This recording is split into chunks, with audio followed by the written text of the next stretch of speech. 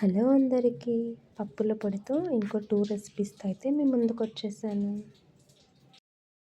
First అయితే beetroot recipe start చేసేద్దామండి. Stove on చేసుకొని కడాయి పెట్టుకొని ఆవాలు, జీలకర్ర వేసుకొని మంచిగా వేగాక పప్పులు కూడా వేసుకుందాం. అంటే ఇవి మధ్య మధ్యలో తగులుతుంటే మంచిగా అనిపిస్తుంది తినేటప్పుడు. పల్లీలు కూడా వేసుకుందామండి గుప్పెడు. మంచిగా వేగాక మిర్చిని కూడా వేసుకొని మంచిగా కలుపుకోవాలి.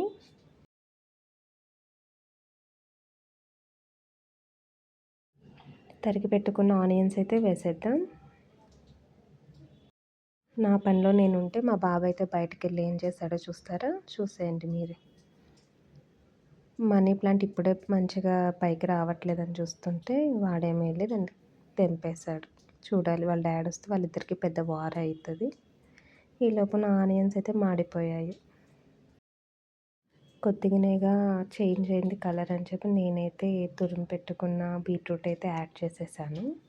అందులో మంచిగా పచ్చివాసన పోయి మంచిగా మగ్గేటట్టు అయితే మూత పెట్టేసుకుందాం. మంచిగా కలపాలి, లేకపోతే అడుగంటేస్తుంది. మంచిగా బీట్రూట్ అంతా మగ్గిపోయాక పప్పుల పొడి అయితే వేసుకొని కలిపేసుకోవాలి. చాలా బాగుంటుంది. గరం మసాలా ఆప్షనల్, వేయాలనుకుంటే వేసుకోండి, లేదంటే లేదు. బట్ ఈ పప్పుల పొడిలో ఏంటంటే మిర్చి ఎక్కువ వేసుకోండి, లేకపోతే కారం తక్కువైతే బీట్రూట్ స్వీట్నెస్ అనేది మనకు తెలిసిపోతుంది ఈజీగా. సెకండ్ రెసిపీ కూడా స్టార్ట్ చేసేద్దాం. కడాయి పెట్టుకొని ఆయిల్ వేసుకొని ఆవాలు, జీలకర్ర వేసేసుకుందాం. సన్నగా తరిగి పెట్టుకున్న ఆనియన్స్, కరివేపాకు కూడా వేసేసుకుందామండి.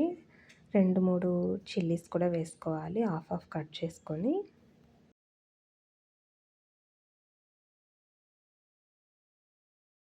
మంచిగా కలర్ చేంజ్ అయ్యేలాగా వేగనివ్వాలి. తర్వాత కొద్దిగా సాల్ట్ వేసుకొని అయితే కలుపుకోవాలి. ఆ తర్వాత 1 అవర్ ముందే మనం సగ్గుబియ్యం, సాబుదానాన్ని కూడా అనొచ్చు, నానబెట్టుకోవాలి. వాటినైతే వాటర్ తీసేసి కంప్లీట్గా వాటర్ వంపేసి యాడ్ చేసేసుకోవాలి పోపులోకి. అడుగంటకుండా అయితే నాన్ స్టాప్గా మంచిగా కలుపుకోవాలండి. ఇక్కడ కలిపే ప్రాసెస్ కొద్దిగా కష్టం అంతే, అంతా మంచిగానే ఉంటుంది. ఇగోండి కలర్ చేంజ్ అయ్యేటప్పుడు మనం పల్లీల పొడి అయితే యాడ్ చేసేసుకోవాలి. ఇందులో కూడా కారం కొంచెం స్పైస్గా ఉంటేనే మంచి టేస్ట్ ఉంటుంది, గుర్తుపెట్టుకోండి. చాలా బాగుంటుంది, మీరు కూడా తినేయండి. మా బాబు అయితే ఎంజాయ్ చేస్తుండు.